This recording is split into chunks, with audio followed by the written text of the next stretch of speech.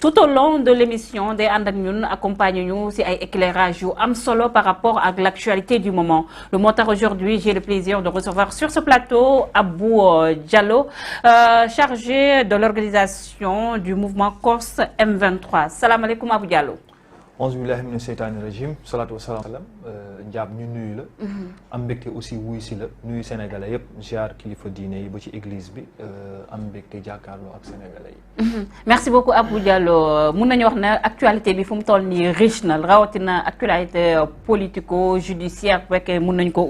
tuddee noonu même sax aussi l'actualité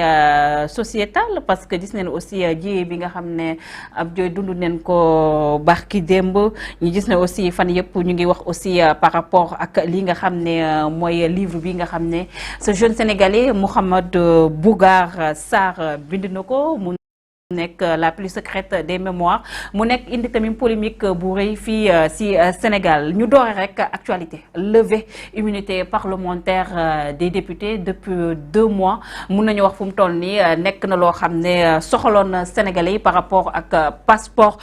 diplomatique nga xam ne dañoo jàpp ne ñii di député yi nga xam ne di uyoo ci Boubacar Biaye ak Mamadou Sall dañ ko rek luubal ñu koy ooyee trafic de faux passeport diplomatique tey nag leen amoon seen levée immunité parlementaire Abou mu mel ni comme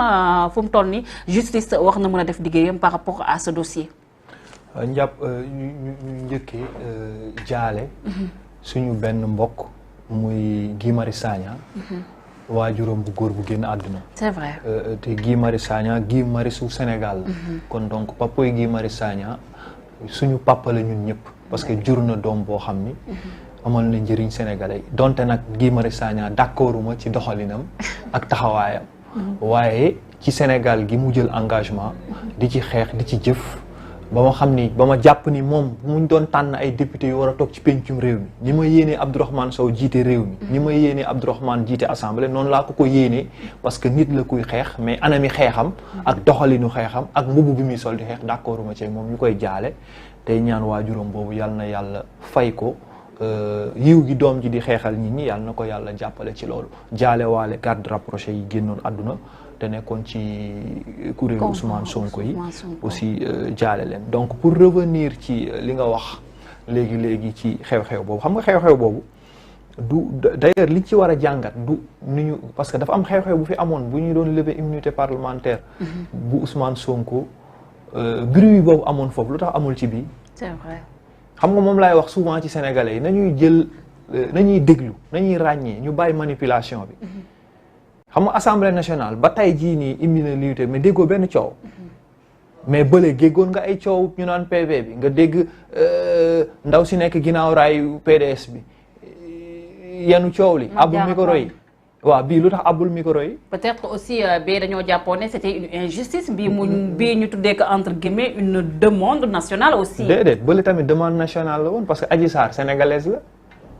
buy demander justice ba léegi wóoruñu ndax Adji Sarr li muy wax moom dëgg la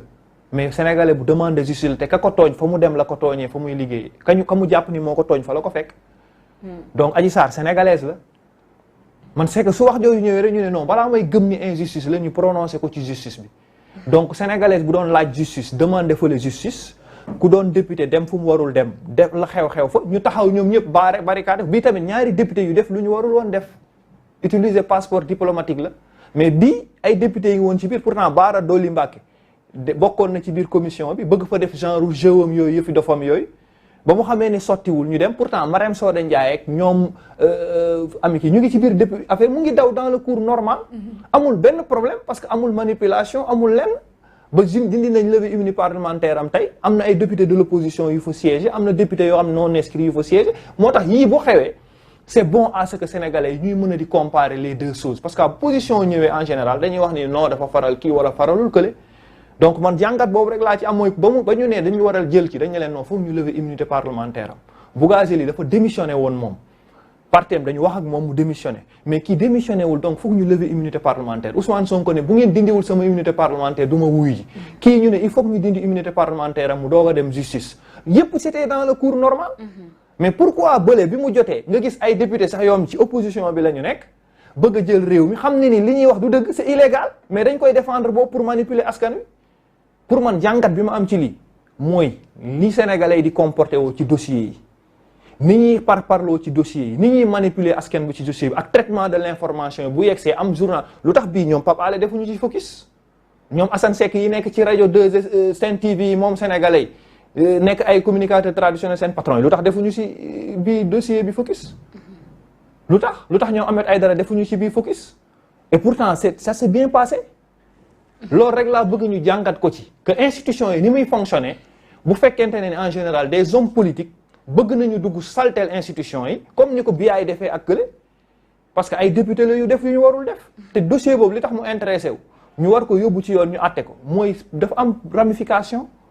ba ci tey fi ñu jëm ci élection yi locales yi mooy ay officier d'état civil yiy signé acte yooyu nga xam ne ni moo permettre à ce que ñu signé mariage yooyu pourtant les mêmes maires yiy yuuxu fii de pouvoir et de l'opposition ñooy nekk ci biir di falsifier di jël seen di leen def officier d'état civil te mérité wuñ ko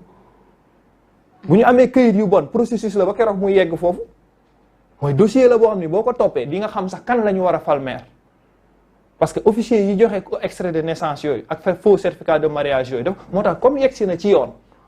comme ni mu yegsee bu ñu attee biyaay nañ ci tegaale dossier bu Adji Sarr bi tegaat ci yeneen dossier yépp ñu vider dossier yépp bu ñu jël bii dossier teg bi mais dossier Adji Sarr moom mun nañu wax ne carrément lenteur bi du côté avocat Ousmane Sonko justice bi instant yi moom moo nekk aussi di amal ay li ma wax c'est très clair mooy justice su Sénégal mënuñu leen seetaan ñu jël Ousmane Sonko bëgg ko bâillonner man d'accorduma ci mënoo ko teg contrôle judiciaire dama d'accord ci moom li mu wax mënoo ko teg contrôle judiciaire mënoo amoo courage nommer doyen des juges parce que Ousmane Sonko dama wax sénégalais duñu la déglu ku dem laaj sénégalais am 15% ku dem nekk député sénégalais fal la mais da nga bokk ci Sénégal moo tax ma ne dossier Adji Sarr pour man Adji Sarr dama soxla xam ndax Adji Sarr dafa am ku nekk ci ginnaawam pour ñu yàq Ousmane Sonko ndax aussi tamit Ousmane Sonko daf ñuy jaay personnage bu dul personnalité deux choses yooyu laa bëgg a xam bu dee bu kaaw Adji Sarr la na ñu am ñaari combat est-ce que dañuy bàyyi état bi rek ku bëgg a doon président de la République mu faagaagal la donc état du Sénégal warul jël Ousmane Sonko di ko traîner ba ay élection dañu war a vider dossier contrôle judiciaire Damoclès ci boppam bi waruñu ko teg épée de Damoclès parce que Ousmane Sonko bu ko sénégalais yi wóoloo fal ko comme ni ñu wóoloo woon Macky Sall mu nekk ci Ablaye Wade def fa lu ne partagé ci impunité ak benn mais loolu la ñu war a def waruñu jël doyen des juges boobu nommé nangu wuñ fa nommé ki fa nekk bu ay avocat am demandé te tamit état du Sénégal maintenant dafa war a di communiquer parce que man dama dul bàyyi xel avocat yi parce que ay clients lañ yor te avocat en général yi porté dossiers yi ñooy porte parole parti yi wala rasulillah